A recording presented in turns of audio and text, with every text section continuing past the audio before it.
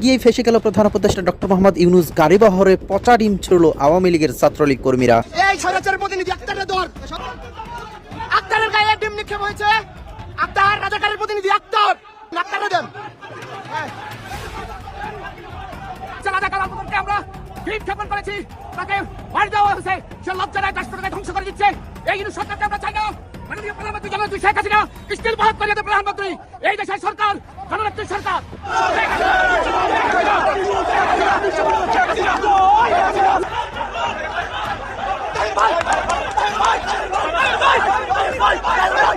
কার্যক্রম নিষিদ্ধ থাকা আওয়ামী লীগের নেতাকর্মীরা নিউ ইয়র্কে যেভাবে মাঠে নেমেছে তাতে আগামী 10 দিন অন্তর্বর্তী সরকারের পক্ষে সফরকারীদের এক প্রকার হোটেল বন্দী হয়ে থাকতে হয় কিনা সে আশঙ্কা দেখা দিয়েছে। জাতিসংঘ সাধারণ পরিষদের 80তম অধিবেশনে যোগ দিতে যুক্তরাষ্ট্রের নিউ ইয়র্কে পৌঁছেছেন প্রধান উপদেষ্টা ডক্টর মোহাম্মদ ইউনূস। প্রধান উপদেষ্টার সফর সঙ্গীদের মধ্যে 3 রাজনৈতিক দলের প্রতিনিধিরা রয়েছেন। তবে জেএফকে বিমানবন্দরে প্রবাসী আওয়ামী নেতাকর্মীদের বিক্ষোভের মুখে পড়েন। আসসালামু আলাইকুম দর্শক, আশা করি সবাই ভালো আছেন। আলহামদুলিল্লাহ, আপনাদের দোয়া এবং ভালোবাসা আমি ভালো আছি। দর্শক, খুবই গুরুত্বপূর্ণ একটি ভিডিও নিয়ে হাজির হয়েছে। ভিডিওটা দেখলে আপনারা এরকম অবাক হতে বাধ্য হবেন। দর্শক, এদিকে যুক্তরাষ্ট্রের নিউ ইয়র্কে ঢুকে ফেসে গিয়েছেন ডক্টর মোহাম্মদ ইউনূস। বাংলাদেশ অন্তর্বর্তীকালীন সরকার ডক্টর মোহাম্মদ ইউনূস, তাই সাথে সাথে এনসিপির নেতাকর্মীরাও ফেসে গিয়েছেন এবং তাদেরকে ডিমের উপর ডিম নিক্ষেপ করছে তাদের শরীরের উপর। দর্শক, সেই ভিডিওটা এখন আপনাদের মাঝে দেখাবো। খুবই গুরুত্বপূর্ণ একটি ভিডিও, না টেনে অবশ্যই সম্পূর্ণ ভিডিওটা দেখবেন। কথা না বাড়ে চলুন দেখে আসি সেই সম্পূর্ণ ভিডিও।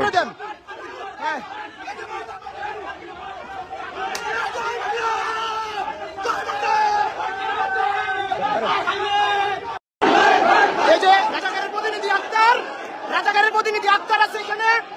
রাজাকারের প্রতিনিধি এনসিপির রাজাকার, এনসিপির রাজাকার, এনসিপির রাজাকার যাইছে। এনসিপির রাজাকার আক্তার, এনসিপির রাজাকার আক্তার। জয় বাংলা, জয় বাংলা, জয় বঙ্গবন্ধু। রাজপথ ছাড়ি নাই, শেখ হাসিনার ভয় নাই। বারবার দরকার শেখ হাসিনা সরকার, বারবার দরকার শেখ হাসিনার নির্দেশ। বাঁচাও ইউনূস, বাঁচাও দেশ। জয় বাংলা, জয় বাংলা, জয় বাংলা, জয় বাংলা।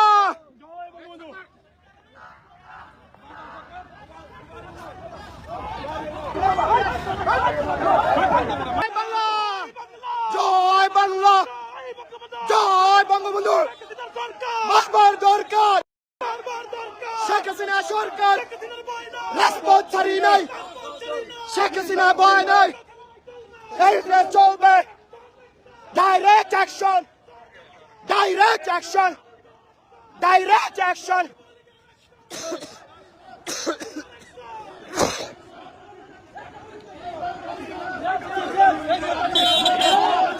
ইউনূস, ইউনূস।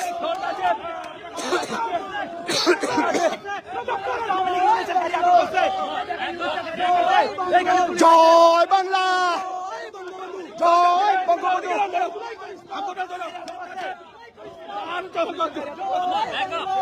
জয়, কিছু বলেন, কিছু বলেন, কিছু কথা বলেন, কথা বলেন, কথা বলেন। ইউনূস পৌঁছানোর আগেই তার সফরকে ঘিরে নিউ ইয়র্কের বাংলাদেশ কমিউনিটিতে সৃষ্টি হয়েছে উত্তেজনার লঘুচাপ। স্থানীয় আওয়ামী লীগ ও বিএনপির মধ্যে এক পশলা হাতাহাতিও হয়ে গেছে। নিউ ইয়র্কের জন এফ কেনেডি বিমানবন্দরে 2 দলের মুখোমুখি অবস্থান, তবে সংখ্যায় কম হওয়ায় পেরে ওঠেনি বিএনপি। উল্টো দলটির মহাসচিবের আমেরিকা যাওয়াকে কেন্দ্র করে দলের কমিটি গঠন নিয়ে কোন্দল দেখা দিয়েছে। আরেক মিত্র জামাত ইসলামী অবশ্য অধ্যাপক ইউনূসের জন্য মাঠেই নামেনি। আওয়ামী লীগের ইউনূস ঠেকাও কর্মসূচিতে লোক সমাগম দেখে বিপাকে পড়েছে বাংলাদেশ কনসুলেট। নিরাপত্তার জন্য new York police, mayor office এবং ফরেন সার্ভিসের কাছে বাড়তি সহায়তা চেয়েছে তারা। ফরেন সার্ভিস অবশ্য জানিয়ে দিয়েছে আন্তর্জাতিক সম্মেলন উপলক্ষে অন্যরা যতটুকু নিরাপত্তা পায় সেটুকুই পাবে বাংলাদেশের প্রতিনিধিরা। বরং ফরেন সার্ভিস থেকে অধ্যাপক ইউনূসের সফর সঙ্গীদের বিশেষ প্রয়োজন ছাড়া হোটেলের বাইরে না যাওয়ার জন্য অনুরোধ করা হয়েছে। কার্যক্রম নিষিদ্ধ থাকা আওয়ামী লীগের নেতাকর্মীরা নিউ ইয়র্কে যেভাবে মাঠে নেমেছে তাতে আগামী 10 দিন অন্তর্বর্তী সরকারের পক্ষে সফরকারীদের এক প্রকার হোটেল বন্দী হয়ে থাকতে হয় কিনা সে আশঙ্কা দেখা দিয়েছে। অধ্যাপক ইউনূস জাতিসংঘের সাধারণ পরিষদের ৮০তম সম্মেলনে যোগ দিতে গত রাতেই বিমান ধরেছেন। প্রথমে কথা ছিল ৩ মিত্র, বিএনপি, জামাত ইসলাম এবং এনসিপির ৪ নেতাকে সাথে নিয়ে যাবেন। কিন্তু বিএনপি থেকে ২ জন নেওয়ার সিদ্ধান্তে মন খারাপ করে বসেন বাকি ২ মিত্র। তাদের মান ভাঙাতে যোগ করেন আরো ২ জনকে। শেষমেশ ৩ দলের ৬ জনকে নিয়ে উড়াল দেন অধ্যাপক ইউনূস। সাথে ছিল বিশাল লটবহর। বিএনপি ও জামাতকে সাথে নেওয়ার এই কৌশলের কারণ হিসেবে অনেকেই দেখছেন গত কিছুদিন ধরে যেভাবে দেশের বাইরে আওয়ামী লীগ অন্তর্বর্তী সরকারের বিরুদ্ধে শক্তি প্রদর্শন করছে, সেটি ঠেকানোর শক্তি অনির্বাচিত সরকারের প্রতিনিধি হিসেবে অধ্যাপক ইউনূস ও তার টিমের নেই। মাত্র কয়েকদিন আগেই লন্ডনে পুলিশের সামনে ডিম ছুড়েছিল আওয়ামী লীগের নেতাকর্মীরা উপদেষ্টা মাহফুজ আলমকে। অন্তর্বর্তী সরকার আরেক মিত্র গণ অধিকার পরিষদের সাধারণ সম্পাদক রাশেদ খান বিষয়টি নিয়ে ফেসবুকে পোস্ট দিয়েছেন।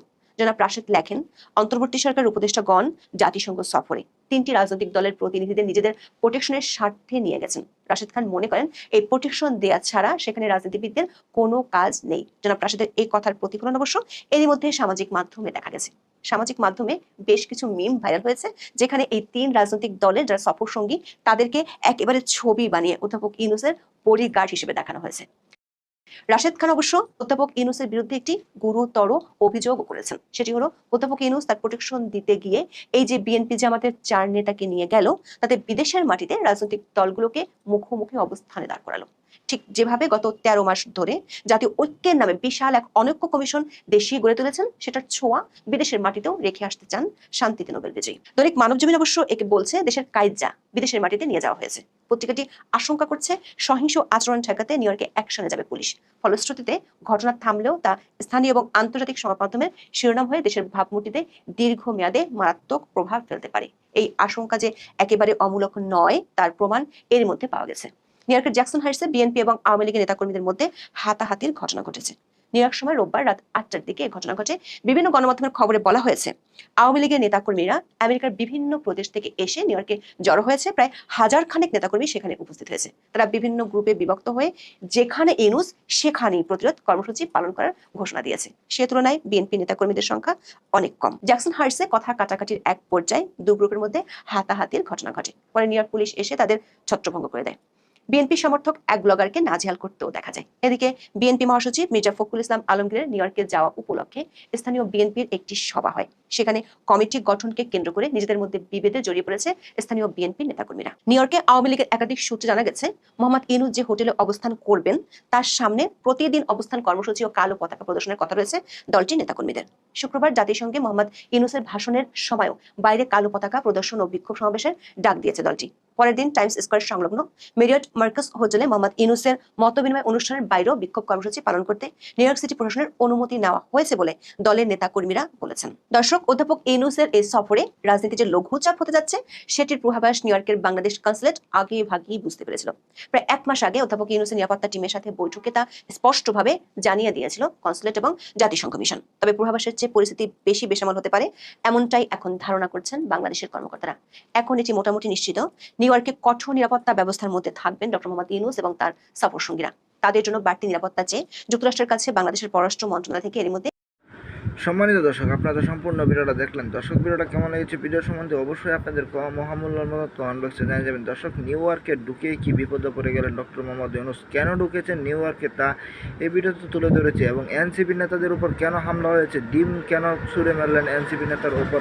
দর্শক, সেই কথাগুলো আপনাদের মধ্যে তুলে ধরবো এবং কমেন্ট বক্সে জানিয়ে যাবেন এবং কেন কি হচ্ছে এই বাংলাদেশের নেতাদের উপর, কেন এরকম নিশ্চিত অত্যাচার।